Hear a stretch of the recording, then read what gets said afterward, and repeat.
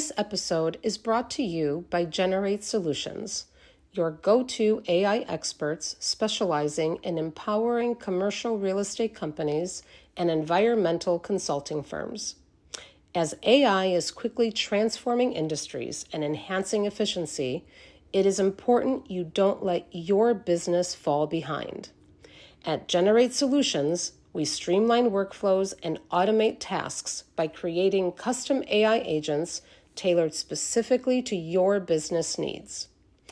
Interested in taking your operations to the next level with AI? Email mfiorante@generatesolutions.com or find us directly on LinkedIn by clicking the link in the bio. On to our episode. Good afternoon and welcome to another edition of A Conversation with John Conenna. Today, it brings me great pleasure to bring in a lady that I basically met about 3 weeks ago at a wedding and was really enamored at how she was able to be so flexible, versatile. I saw people coming up to her and saying, "Can you play this song, and play that song?" Well, what I mean by this is she's doing it by a violin. She's an accomplished violin player, professional, and of course, originally from Chicago. We are speaking of Emily Randle. Emily, what is going on with you, young lady? And again, like I said, when I first met you, just incredible. How's it going? Hi, John. What a wonderful, and may I say you did an amazing job at the wedding. You made the announcements, and we worked together very well. So my violin and There it is. Oh, God. Happy to meet you. It was just a lovely family day with all kinds of different. Yes, somebody asked for Ave Maria, and then someone asked for Devil Went Down to Georgia, and then someone wanted Freebird, and then someone wanted and Roses, Paradise City, or something. And pretty much I might get fired, but I can play that if that's what people really want to hear. Right. I was like, we go from Ave Maria to Leonard Skinner, Okay. I mean, this is crazy. I got to ask you that, of course, always my first great question. It looks like you grew up in Elmhurst, correct? Elmhurst, Illinois. That's right. I'm a Chicagoland suburbanite by nature. Nice. Yeah, that can. How does it get started for you? Do you remember this passion for this beautiful instrument? I think what's interesting, what's great about the Chicago area, and you can dig this very well, John, that public schools, I'm biased because I come from a long line of public school teachers, but growing up in Elmhurst, doing the regular public school music program through District 205, it was just a really excellent school program, and I had a very good private teacher. Funny enough, we'll talk about it later, but since I play at Il Vicolo Trattoria in Oak Park now, I can bring my family, my friends, and recently I brought 2 ladies that came and heard me. One was the woman who taught me violin in 4th grade, showed me how to hold it, and her friend, who was my private teacher from 7th to 12th grade. So both of them, so I'm still in touch with these great musicians. It's a great community. I came from, I didn't start when I was 3 and go to Juilliard. Instead, I grew up in an environment, in a family that was just really strong and very pro public school, loved the arts. And so I was really blessed to come from the background that it's as you can see, it's about community, really. Music requires excellence and dedication, but it also requires community. And if you don't interact with your audience or whatever, what are you there for? So a lot of my life ties into having started public school. I just took violin. I did not think that I was going to be. And how old were you when you took violin? It was just 4th grade. The short version of this story, you'll find this funny, John. So I'm a Gen Xer, and in 4th grade they bring you into the petting zoo. It's a room with instruments. And the middle school band director was this cranky old white guy. And I show up, I'm looking around, and I see this shiny gold thing in the corner. I'm like, oh, that looks good. I want to play that. And the teacher, he gets in my face. He goes, well, that's a trumpet. That's for boys. You better pick something else. And okay, all right. So I saw something else. I saw a huge, it looked like furniture, a big sculpture of wood. It was a cello is what I wanted. Cello. And so I saw the cello. I said, well, why don't I play that? And he got even angrier with me. He goes, cello? well, you have to put that between your legs and scratch on it. That's not very ladylike. And then he gets in my face and goes, why don't you play something nice like the flute or the violin? So I'm like, well, I'm 10 years old. I'm like, I guess I'll play the violin. And there you go. So frankly, the best part of that story is that I don't play the trumpet. Thank goodness. Who wants to play? But so it was very I'm an anomaly. Most of my professional colleagues, especially violin, started when they were 3 or 4, practiced 4 to 6 hours a day, very intense. So I really was kind of late to the game.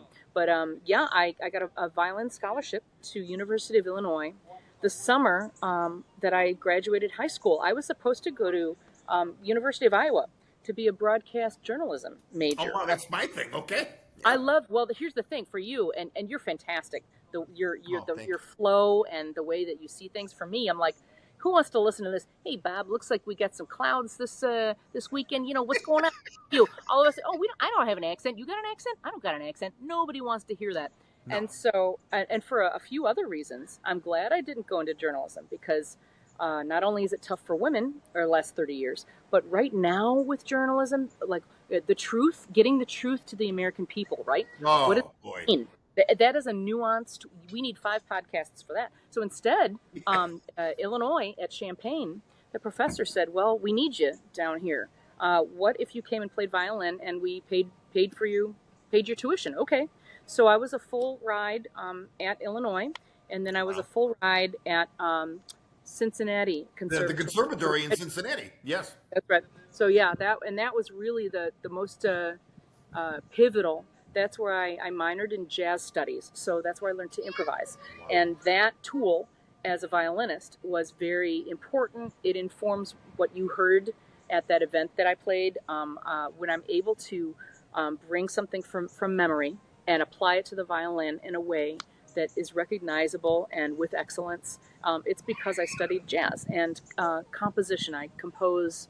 But really what it means is I love music and I'm curious. I'm a very curious person.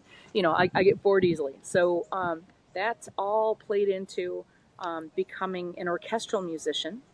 So I got a great gig. I finally did it. I played for a year with the Louisville Orchestra in Louisville.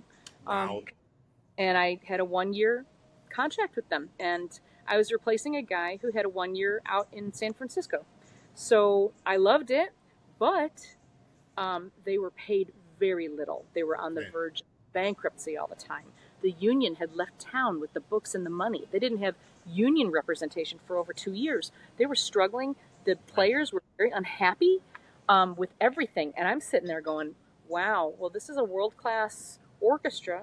There's only less than 2,000 jobs in the country for violin. Sure, and I play the tuba. That's 48 jobs. So here I'm thinking, why am I doing this?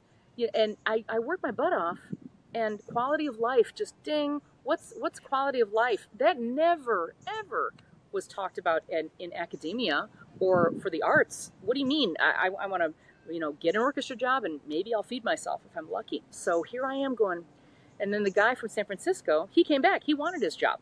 So there I am in Kentucky with no job. I moved back with my father in Elmhurst for 4 years. And so from 1999 to 2003, I lived here back in Chicagoland, which I loved.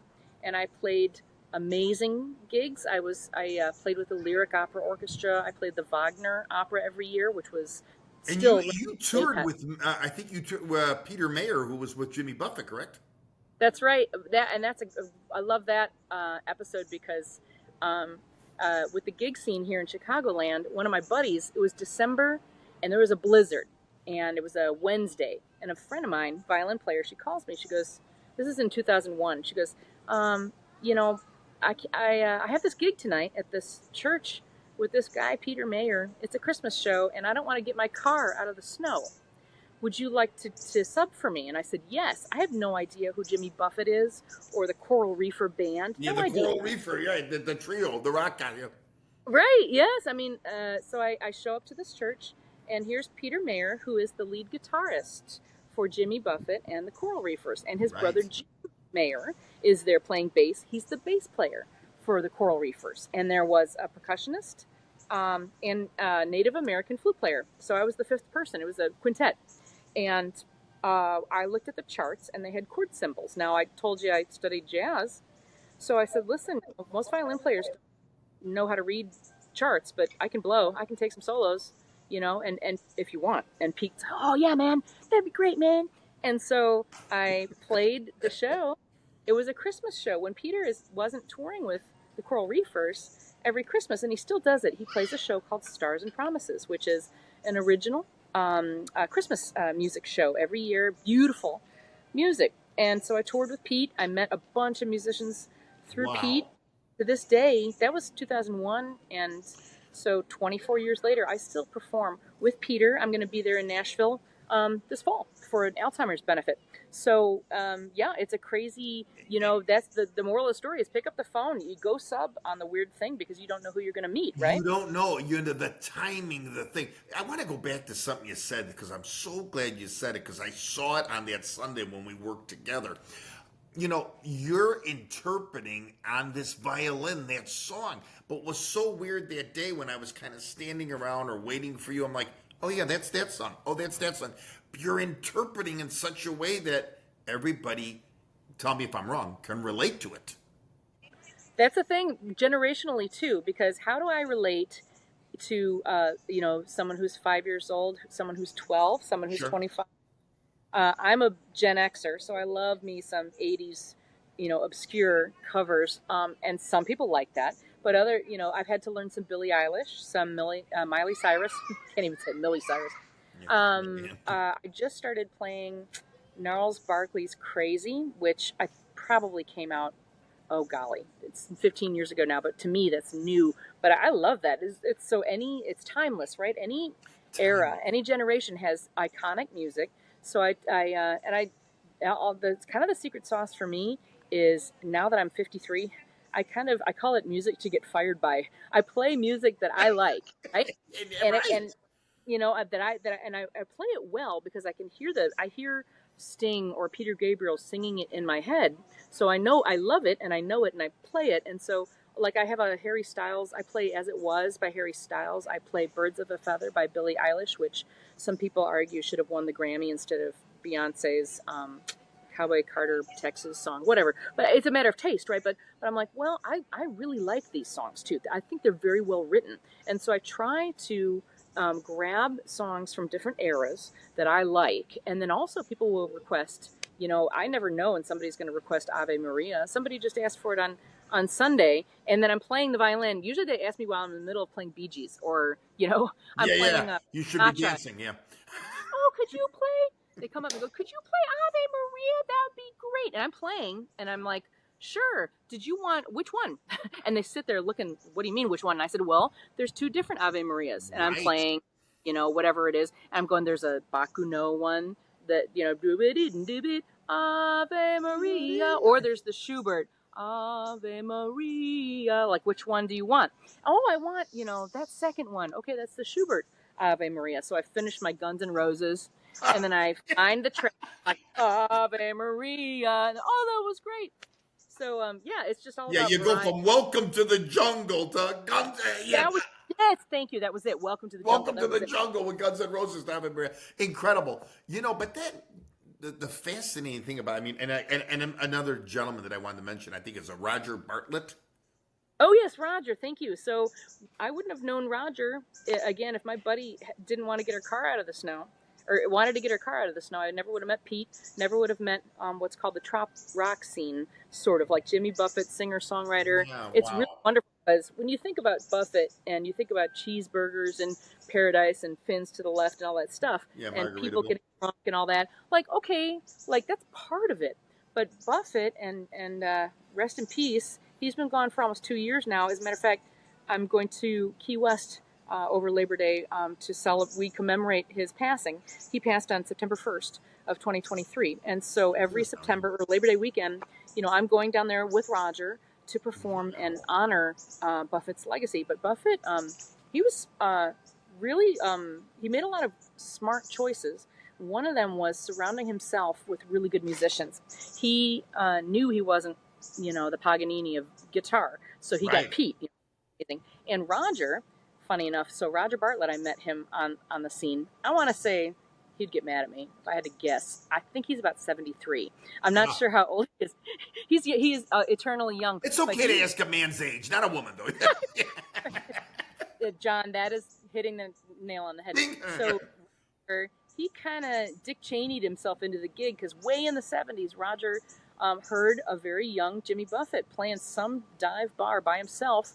Your microphone, guitar, just strumming. And Roger, he's got this kind of froggy voice. He goes, I think you need a guitar player. And Jimmy goes, oh, well, yeah, maybe I should have a band. That's a good idea. Do you know anybody who plays guitar? And Roger pretends to think about it for a second. For a little bit, yeah. I know a guy. I think I could. So Roger toured with Jimmy. He was Jimmy's first guitar player. And Roger wrote one of Jimmy's songs that he would perform. It's called Dallas. Don't ever go to Dallas. You'll break your heart. That type of thing. I'm leaving this town as soon as I can. Going to stop by for a while and see my woman. It's a great song. So Roger wrote that Buffett song. But I would say maybe about 3-4 years into it, Roger quit. Now, this is because he was going to die if he didn't. He was drugging, drinking, tour bus, the whole scene, He's right? living the life at Candle at both ends. Exactly. And, you know, to really tour, to be a touring musician is brutal. And you have to be awake and asleep and on and off. Sure. And of course, you're doing drugs. You do drugs to fall asleep, to wake up, to perform, to kill your back pain. Anyway, Roger kind of got sucked in to the point where he's like, I can't do this. And he did quit. And there's no problem or bitterness. You know, he doesn't regret that decision. So instead, Roger moved to New York City. And he was a formidable rock, blues, jazz player. And he lived in that artist's commune building in New York that had fixed rent control. And it's where, like, Stevie Wonder's niece lived, and where Steve Gadd, you know, the drummer Steve Gadd, who the iconic snare part for 50 Ways to Leave Your Lover by Paul Simon. Yes. Get on the Jack. Yeah, so I think Roger lived down the hall from Steve Gadd. So all these guys, it was just Emily, correct me if I'm wrong. He's famous for that Texas Chainsaw Massacre, Fool for a Blonde, those songs. Yeah.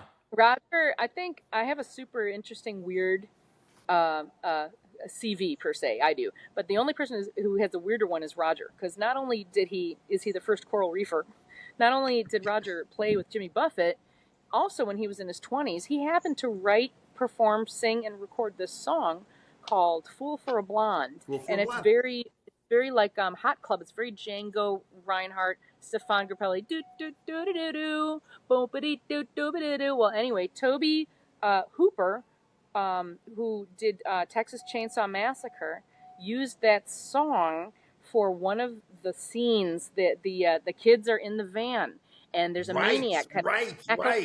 And he's sharpening his bloody knives. And and it dawns on the kids that we're gonna die. They're about to be murdered, right? Yeah, exactly. And on the crappy, van car stereo, you can't hear it very well. It's real crackly, and you hear boop boop boop doo doo doo. It's this real happy. It is the scariest thing moment in the movie. Yes, it reminds you of a little bit before your time, but like an Alfred Hitchcock. Yes, the suspense. Classic suspense.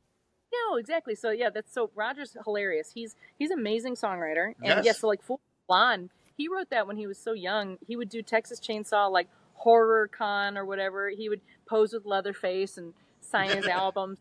He still goes to those things. So Roger made a lot of interesting choices when he was young, and he still to this day, here I am outside Chicago. He lives outside Tampa. He's in Gulfport. You were saying, yeah. I got to ask you, let's get the boring thing out of the way. I want to get the boring thing out of the way.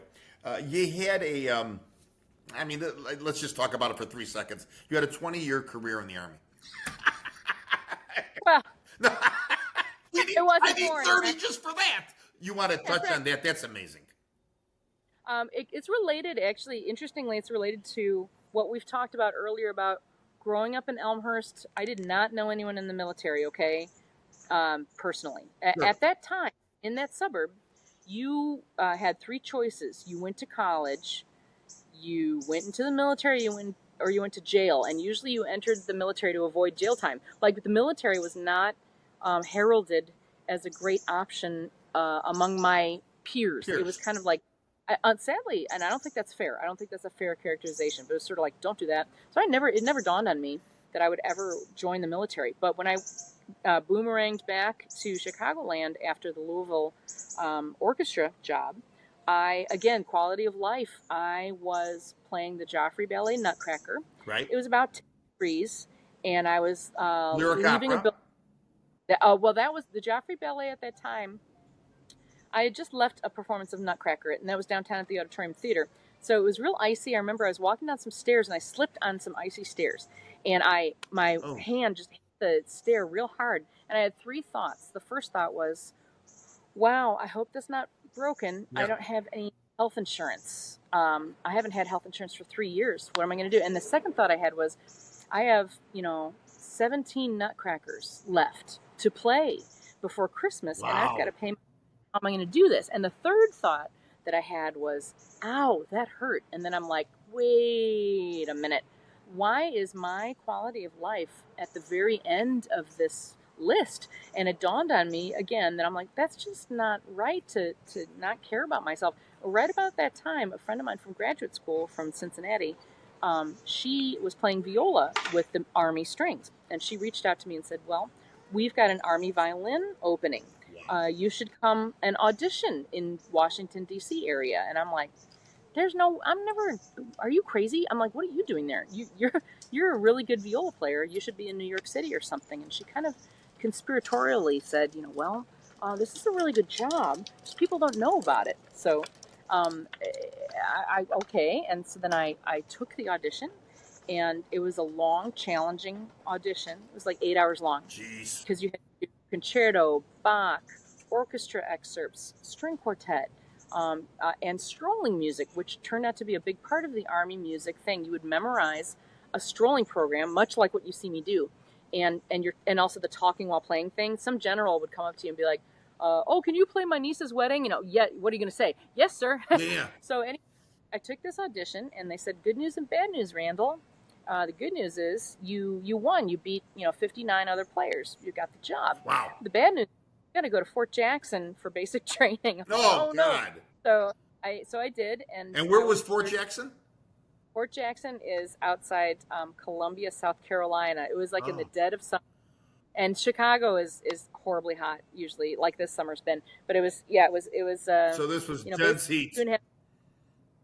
But once you do basic training, and it was very good training, I was stationed at Fort Myer, which is in Arlington, Virginia, and so I served in the Army Band Pershing Zone for my whole career. And they don't move you around because they need you there. Things happen on a dime, and you better do it right. Sure. So you're not like coming in and out all the time. You're trained. You're honoring the best of the best. You're playing, for example, Arlington National Cemetery is across the parking lot. It's the band building for us, and then there's a parking lot where the caissons and the coffin, the hearse, the casket, everything was there. And then Arlington National Cemetery, we would provide the buglers at the Tomb of the Unknown Soldier, bands for a full honor funeral service, play at the Pentagon, White House, State Department. Wow. So that's for 10 years I played violin with the Army Strings, and then for 10 years I was with their operations department, their S3 shop, which is like the first stop. We need X from the band. We need this. Okay, and then I would figure out the manning and planning, and then get it in motion. So that's what these were for different venues, right, Emily?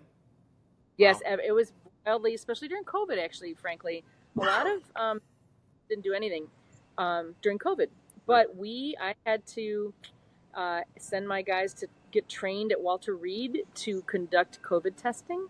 Got it. They would I had to send 20 of my guys to learn how to drive buses for transportation. Holy cow. One of my little piccolo players, she's like, I want to do it.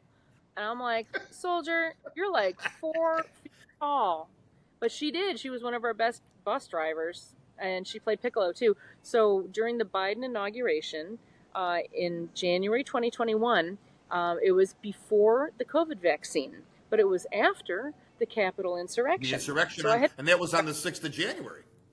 That's right. I mean, so it was a stressful time, and I had to figure out how to send 147 of our soldiers to provide music at the Capitol swearing in, the Sure. parade, the processional, the wreath laying at the tomb, which President Biden did, the arrival at the White House, and the evening concert at the Lincoln Memorial with Tom Hanks at the time. So that's just an example of what my Army career was. And not to bring it up. I mean, to bring it up, you did you were at the Trump's first inauguration. I was on the ground. What's interesting is after that happened, if you remember, people would post photos of like, oh, nobody was there, like, and then someone photoshopped and oh, everybody was there, and they like put it, you know what I mean? I'm like, but then I could take a little marker app and be like, that's me, and here's my lieutenant colonel, and the two of us were down. Like our job was to cue on the roof of the Capitol. There are these long, beautiful trumpets. That's the herald trumpets. Now the Army band, those are my guys, right? So the herald trumpet, they have the tabards, the cloth thing that hangs, and they play for special arrivals and fanfares and that type of thing.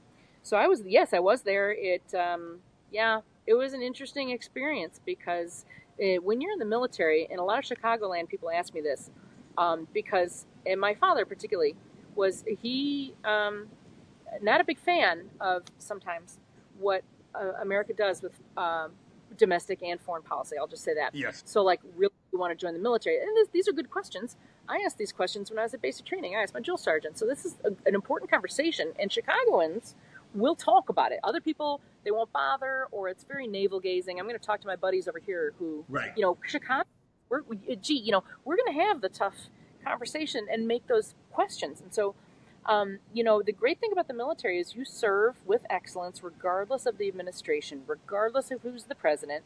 You have this innate integrity that you just want to honor, particularly the values and the people that our country represent, the best of the best. And, that's something that you can believe in regardless. It was my job to render honors and to the best, the families that sacrificed, the soldiers that sacrificed, and to have that honor really did convey. It was weird, like standing in the rain while new President Trump was talking. He had the microphone. There he was. And we've heard him say a lot of words since 2017. He said a lot. Yeah, sure. But that was the time that I was standing there in the rain, just me and my lieutenant colonel are kind of looking up, going like, this is the next 4 years, dude. And we were like, it was surreal. And may I say, the people that were on the ground, I think I saw 2 Latino individuals and 1 black person. Everybody else was white. Now you need to be diverse, dude. America, we are the melting pot. We need to represent that. So I'll just say that. Not a judgment, just an observation. An observation. So it was real, yeah. Right. So it's funny because I mean, so prestigious. I mean, those 2 events alone, and all the other things you did, and I mean, really, I mean, that had to be like the honor of honors for you to do those 2 events. I mean, was it like? I'll use the stupidest word of this interview today. Were you nervous? No, this is a valid question, and you've got a really good eye and ear for where the story is, because that is that sort of experience where you need a top secret security clearance because you're close enough to do damage. Oh, and sure. Our band, none of us have ever, there's no history of any incident or problem. There isn't. So we're pretty safe bet, right? But you have to be very careful with the vetting, of how close you are. Oh, yeah. So as far as being nervous, you just need to be super on, and they call it a no-fail mission. You can't play taps and miss one of the notes. You need to play taps perfectly, and the reason why is probably because somebody died protecting his buddies, and the mother and the wife and the kid are at the. We're in that audience. That's your motivation. Sure. And so, but for me, the most interesting, like, as far as, I wasn't nervous, but, John, what was his name? John Ashcroft. There was a meeting on his birthday. It just so happened, and we came in with happy birthday. We had to play happy birthday for John Ashcroft, and I had to come behind his chair and play, and I hit him in the head with my bow. So that was probably the worst thing that I ever did. But I will say, so for the Strolling Strings, the most interesting, General Odierno, who's since passed away, the Odiernos were just awesome people. He was a great leader. So he was the chief of staff of the army at the time. He was entertaining his counterpart from the country of Jordan. The Jordanian chief of staff of the army was there. And we would come in during coffee and dessert. We'd cut through the kitchen and come into the dining room and play Mozart and My Fair Lady. And that's supposed to, if you're from New Zealand, you're already having a cocktail and having a good time. Those guys kick it.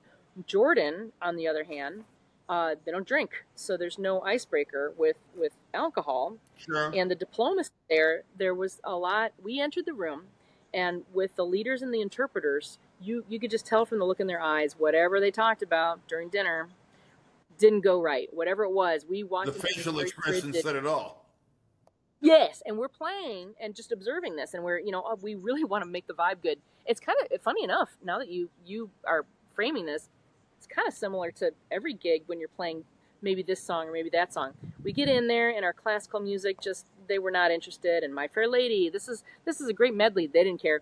And then we started playing this arrangement that we had written and memorized that was, it was called the Bedouin Medley. It was 3 songs from that the Jordanians culture they would have known for hundreds and hundreds, maybe thousands of years. As a matter of fact, one of our violinists was dating a Palestinian guy, and during the second rehearsal, she raises her hand. She goes, you might want to cut between measure 59 and measure 122 because that theme song now is being used by the PLO, the Palestinian Liberation Front or whatever. We got our red pens. We're like, yeah, let's get rid of that part. Don't play that part. Oh, we're like, so we get it, and we had a drummer playing percussion, and the theme, it was like it was like this real notes kind of in the middle. It wasn't the Western tonal system. It was this kind of, we tried to implement their music, and the Jordanians, their eyes, they almost dropped their forks. They couldn't believe. And I'm sure we sounded terrible. We did our best, but they couldn't believe that we Americans had taken trouble to learn something in their honor. Yes. And then the interpreters, they were going, and then they started talking. And the general at the time, I'm sorry, this wasn't General Odierno. This was General Casey at the time. And I just remember General Casey's face. He didn't say anything. He just looked at us like, wow, thank you guys. Thank you for, and it's such a small moment. But it's something that only music, they call it soft diplomacy. They call it soft firepower or something like that. Just because I'm not shooting at a tank doesn't mean I'm not serving my country in an important way. And what a respectful way too. When you say it the way you said it, I'm just gonna do a little bit of a break here to tell everybody we're visiting today with Emily Randle, accomplished violinist, professional violinist, great career. We're breaking down from her start to just some of the greatest things you've done here. And I got to tell you, you have played with some unbelievable artists. I know we mentioned a few already, but I'm talking about the Moody Blues, Luciano Pavarotti, Frank Sinatra Jr., the Three Trios. Just incredible stuff. You've adapted to, you're so this is versatility that I saw the first day that I worked with you. So what stands out about some of these men that I've mentioned or artists that I've mentioned? I love that. Thank you. Most of that was in orchestral work, and the violin is really a passport. You might not know anyone in the room or even speak the same language, but once you are playing and working together and providing that, it's your ticket to amazing experiences. And really, you're there to make whatever's going on better. Whatever it is, let's say it's good, and let's bring the level up even more. So, I would say Andrea Bocelli, he was wonderful to play for, amazing. I did a little bit of touring with them, and the 3 tenors I got to play for Pavarotti. That was it was the United Center, funny enough. So it was maybe in the year 2000, 2001, and it was the 3 tenors on tour, and so we did that show. And during the sound check, Jose Carreras sang, and Placido Domingo sang. Goosebumps. Oh, it was, well, the funny thing is my stand partner and I are sitting there, and where's Pavarotti? He didn't, he's late. He finally comes out. He's got all these towels over him. He's got four women like juggling bottles of water and towels, and they're dabbing at him. And I'm like, and me and my stand partner are like, this guy, I'm like, come on, man. And so for the sound, he starts singing Nessun Dorma, na da da da da da da da. Well, my stand partner and I, we broke out. We broke out crying. Like when you were playing, the tears were like falling on our. We had to get the tears off of our varnish before our violins like got destroyed, because we're like, okay, now I get it. I mean, he was able to open his mouth, and Nessun Dorma came out, and he owned that thing, and he was only 30 feet away. It was real, and United Center is not Carnegie Hall, okay? Right. It's like it's not great acoustics, and even then it was masterful, and there's no substitute for that. So I can really say, yeah, I saw him in person. He really was all that. He really was. The passion in that voice is unbelievable, right? Irreplaceable. And that night, the show, United Center, I'm Irish. I wish I was Italian. Oh, come on. I wish I was Irish. That I like to think I'm almost Italian, because we're a bunch of maniacs living on an island that we got off the island, and we live everywhere around the world, and we just don't cook very well. The Italians do food a lot better than the Irish do.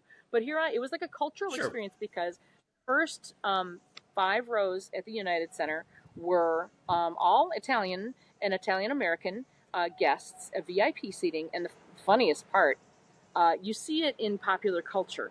You see the furs, the minks, the jewels. You see the women, and then you're kind of doing the math in your head, like, uh-oh, I bet you some mafia guys. I bet I know a guy who knows a guy, and you're just playing like, I'm just gonna play and get out of here. But it was, but of course you're going to go. It's part of pride in culture to hear those arias, the Verdi aria. I mean, like, so I those type of experiences. So of course somebody like Pavarotti is going to want. He will show up in Chicago and say, "Give me the best orchestra you got," right. And then you end up, getting called because of your qualifications, and there you go. So every major city in America is like that. I got to ask you, how close were you? How far were you from him on the stage? I was really only about 30 feet away. I mean, I was probably like third or fourth stand. And you're playing this instrument, this beautiful violin with this man. Does he ever look? Does he ever give you that maybe kind of a glance, like Daniel? Randle. Does he ever give it a look? This. It's funny. Bocelli, my girlfriends, we were getting ready for the Bocelli. Oh, we're gonna play for Andrea Bocelli. I'm so excited. And all my girlfriends in the women's locker room, they're putting their makeup and their hair. I'm like, you guys know he's blind, right? I'm like, put on perfume. He can smell you. He can't see you. What are you doing? You know what I mean? I was like, have you played with his son Matteo? Oh, no, I've heard great things. Okay, now there's a singer here in Chicago, a Chicago vocalist. Maybe you've been with her. I don't know. Daniela Croco. Yes. Oh, yeah. She's part of the Jersey Girls. Yeah. But Daniela's a Chicago vocalist and sang with him a duet at the Arcada Theater. And I thought maybe you might have been part of that too, Yeah.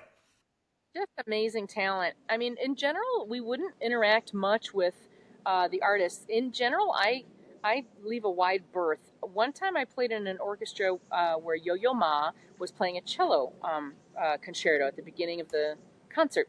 And my violin chair was way in the back of the first violin, so I was last on stage, so I didn't get in anyone's lap, step on anyone. So everybody else got photos with Yo-Yo Ma, not me. I avoided the guy because I was nervous. So finally I'm trying to get on stage for the concert, and there's just me and Yo-Yo Ma standing there. Wow. And I didn't know what. So I've got my violin, and I put it under my arm, and I went, rock and roll, Mr. Ma, and I went, woo, woo. And then he takes his cello, he puts it under his arm, his big old cello. He's like, wow, wow. We were just like acting like we were like whammy bar right before he goes on stage. And my friends are like, you called him Mr. Ma? I'm like, I couldn't think of what. But I don't know. You talk about breaking the, it makes it easier for you because you broke the silence.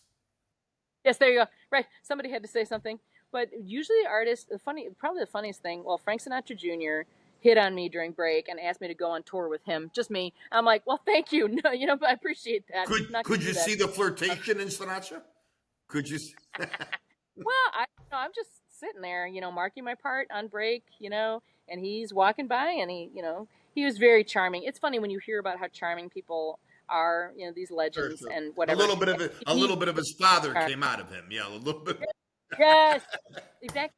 So once I was playing with this is in DC at the Verizon Center at the time is what it was called, and I played a Rod Stewart concert, and the band was this half was the string players, and then the other half was like the rock band and brass players. So we were separated staircase that Rod Stewart would run up and down and up and down. He just does this during his show. He's got so much energy.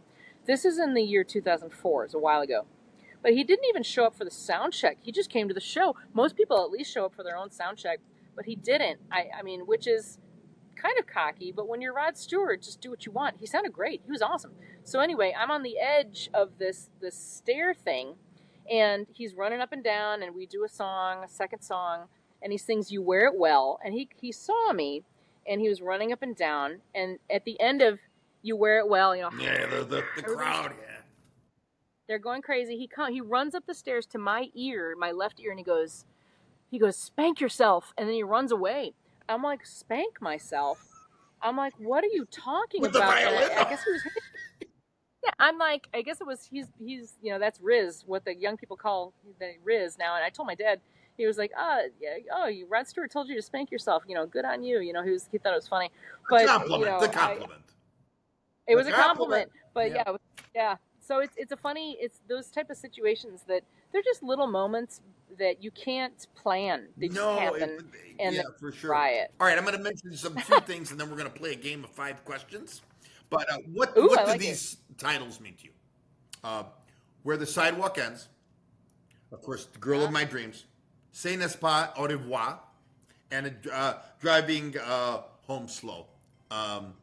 Your French is impeccable. No, I wish I could have, utilized it more. I did it in high school because I thought I was going to be a hockey player in Canada. But oh yeah, Canadian. Le French Canadien. See, oui.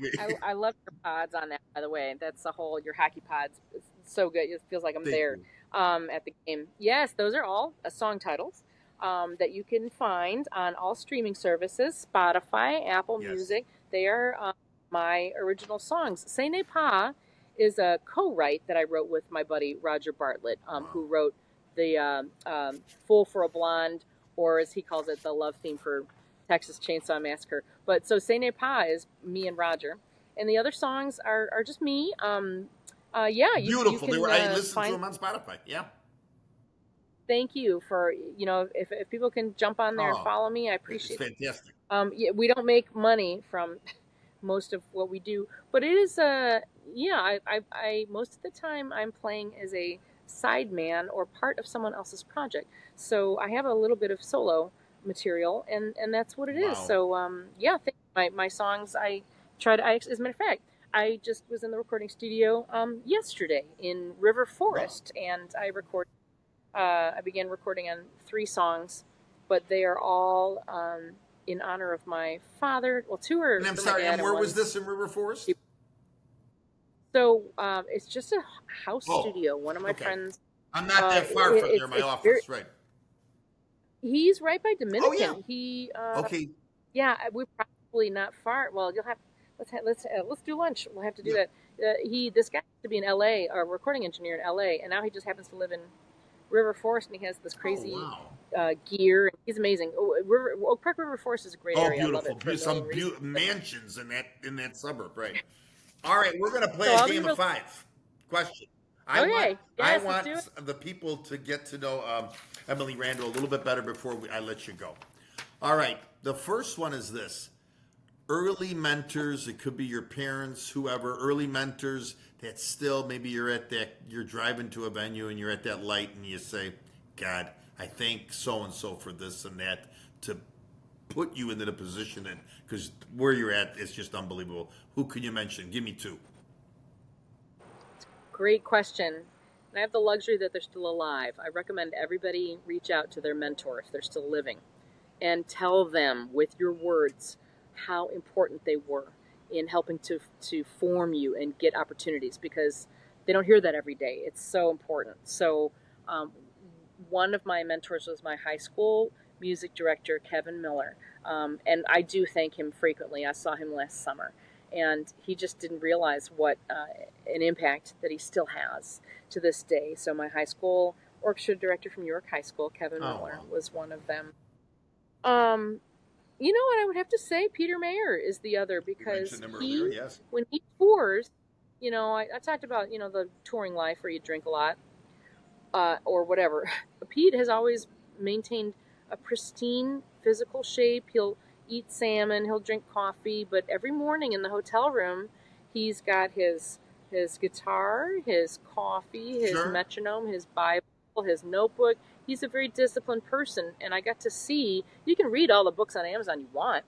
What is this person like in real life? What does this look like in real life? And Peter modeled from Thanksgiving to Christmas Eve what a Christmas tour looks like on the road, and he did it so well. So I have Peter to thank for me what consistency looks like. Two great choices. All right. What's a movie that Emily Randle can watch 200 times and not get bored? Give me one or two. And like, you get off the thing here with me today, you know what? I don't want to do anything. I'm going to go watch a movie. That's a good one. Thank you. The Wedding Singer with Adam Sandler. Yeah. If you wanted to know what it's like to be a gigging musician, it's a silly movie, but it's painful because it's so real. Sure. They had some consultants, but I think it's very funny too. I whenever I'm bummed out, you can always watch The Wedding Singer for fun. And then another movie that I would say, if you like, to your question, are you when would someone feel nervous? There's a movie called The Red Violin with Samuel L. Jackson in it, where he plays this instrument dealer. But The Red Violin has three subplots. And one of the subplots is a 5-year-old violin prodigy in Europe. This little boy, back in the day, he had been one of the owners of the violin that Samuel was selling. So he's this wizard. He's a wizard. He's 5 years old. He's a little teeny kid, and he goes and he auditions for the Kapellmeister. And there's a long table and whatever, and this kid is just so nervous. And the Kapellmeister, says, what else you got, or something like that. And the kid falls over dead because he was that scared. Now, he probably had a heart condition, right? But I laugh because that's kind of what it feels like when you take auditions. Oh my God. And to go back to that nervous part, I got to tell you, because of me being a hockey coach in the stadium for so many years before this, you know what? And you playing that beautiful instrument, nervous, don't you think it means you care? Yes. You're prepared. You're nervous. You want to do well, and you brought that out today. Big time. Yeah. There's with movies, and here's a relation between sports and music. There's a book that I'd like to recommend. It's called Mental Toughness Training for Sports. Okay. It's co-written by Dan Jansen, who helped, I think he got the silver in the speed skating medal. Speed skating. Yes. Now, there's plenty of music books on how to be a better musician, but this sports book is fantastic for anyone pursuing excellence. And it's funny, you could have co-written it, because you hit the nail on the head. Part of that nervousness is it's called the performer self. And so, yes, but who's your worst enemy? Yourself. Yes. When you hear that voice in your head and you're doing something, and then you got something on your shoulder going, well, you're going to screw this up. Well, look, you just screwed it up. That is not helpful. And so that book talks about how to integrate that. They call it positive energy. If you can change your nervousness into a positive force, I think some people's best performances really are based on that energy. So that's a great thing to bring up. For sure. Without a doubt. I had a famous line before my high school team would go on the ice. It was Conant High School. I would always look at them in the locker room and say, "Are you nervous?" And they would all kind of nod and say, "We are, Mr. Conenna." And then I'd say, "Great. That means you care. Now let's go." Yeah. Amen. Yeah. Yes. I love that. Okay. I'm only going to give you 5. Give me 5 of your favorite restaurants to go and eat. Well, this is where your listeners can chime in on their favorites. I love hearing Yeah, where what are your what 5 the that you next like? place. Oh, wow. It could even be a hot dog stand. I don't care. Being in DC for 20 years and coming home, there was no good Italian beef Oh, in yeah, DC that's for for sure. years. Not there was like Leesburg had a Red Hots place that was okay, but oh my goodness. So I would know it's a trope, but I loved Portillo's. I will always love Portillo's. I'll always love a chocolate cake shake. Um, so I love that. That's one. Um, it's silly, but I love the halakahiki on River Yes. Road. Not With the good. drinks, the little It's just frou-frou silly. drinks. Yes, Yes, I got it. yes. It's really ridiculous, but I love the halakahiki. I mean, anybody that is on the way to O'Hare or something like that, Gene and that's a Jude's and fun. You know, halakahiki right there. oh yeah, Gene and Jude. Yep, yes. You know what's funny that, and I'm not going to say Gene and Jude's. I'm going to say Parky's because I used to. That's like my childhood. We'd be Is repainting that my Harlem dad's and condo Roosevelt? in Oak Park. Harlem and Yes. Madison. It's the Yeah. northwest corner, and somebody like drove their car into Yeah, it. it's all glass. It's all glass. It's got like, yeah, yes. Barkeys. So it was like closed for a long time, and I'm like, "Yo, that's Yeah, not just good. not good." And then they reopened. I ate some Parkies like a month ago, man. It's still they give you that sack of fries, just like it's ridiculous. It's so good. Oh, and they have cherry malts. That's what I always. They have. Give me a cherry malt and a Polish. We're good to And go. Okay, I'm going to give you one more. Oh, Just give me one more restaurant.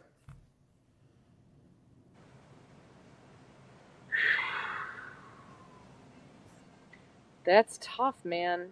Um. Oh golly. Um. Well, a personal favorite that's always going to be a lifetime favorite. Okay, is these are all very old school. Geha's Cafe. I've always loved Geha's because it's a fondue Okay. restaurant. Like I think it started these. They have live solo guitar music Okay. there, and you go. You have a glass of wine. You have, it is kind of touristy, whatever. But I have a lot of fond memories of Geha's, and I'm hard pressed to. This is the Swiss fondue dude, it is not Switzerland, okay, but it's a Chicago tradition. But I do And love where's these it at? Geha's. Where's it at? That's on Armitage, but gosh, near North, I Okay. think. It's not far from the Okay. Kennedy. Right up, maybe On right off that Armitage exit. they should pay me for the Yeah, for yeah, the or this you should. The violin, right? Maybe I can referral play fee is on violin the there. way. Maybe if they watch this podcast. Yeah. All right. Give me only 2, but the one where you could go in there blind. What are the 2 favorite songs that you like to play? I Oh mean, where gosh. there's no nervous. You could play it blind. You could get out of the bed, take that wand, and here comes Emily Randle. Oh, I appreciate that. Um, you know, a meditation from Thais Meditation from Thais. is a famous violin piece that people. It's not easy, but people love meditation from Thais. It's Okay. beautiful, and it's from a Massenet opera. So I love meditation from Thais, and I love Somewhere Over the Rainbow, which I play for a lot of senior Okay. communities, and you've seen me play. I'm a super Oh my engaging God, person. I'll get in incredible. people's face. I like to, hey, what's going on? And so the memory care people, they're just totally vacant. They'll just be. It's not that they're not enjoying it. Maybe they are. They say that your hearing and your memory of music is the last to go, so they'll be Wow. completely blank for an hour. But I play Somewhere Over the Rainbow at the end because I cry because they will sing along when they probably haven't said a word for months and they know it. So Somewhere Over the Rainbow, and little kids, old people, everybody loves And Somewhere Over the Rainbow. you can So play that back of your hand, no problem. Wow. anytime, Beautiful. Beautiful. anytime, man. All right. I'm going to ask you the ultimate question. If you had to do this all over again, Emily Randle, are you doing it the same way? I mean, I'll say immediately no. There's a lot of things I could have done better, but That's a trick question because that implies I wouldn't be where I am today. And a lot of my life has been on seems like a banana peel. Like, what are you doing, Randle? Yeah. Come on. People do not become professional musicians the way that I did. Like, there's no way. So to me, like, my worldview is that God's in charge. He sees all this stuff that we don't have to worry about, and He's been very good to me in putting me with these amazing, crazy people in these amazing, crazy places. So I'm super grateful. I gotta tell you, I really this he gave you a gift, and I'll tell you, for me, you made it look so easy. Like I says, for in those first 5 minutes when I was the announcer that day, and you were going to be doing the music, I just felt like a connection with you, and had to ask you. And I truly appreciate you coming on a conversation with John Conenna. You're great. Your professionalism and your work ethic is out of this world.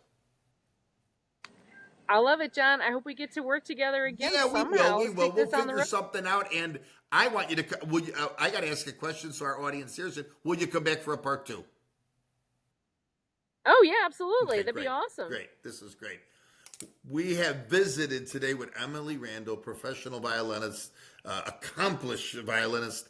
And this has been just a great interview, and it'll come out on YouTube and Spotify in about 2 days, so you can revisit this interview and listen to some of the things that she does and follow her music. And you're at the Vicolo, you think, on an average once a week?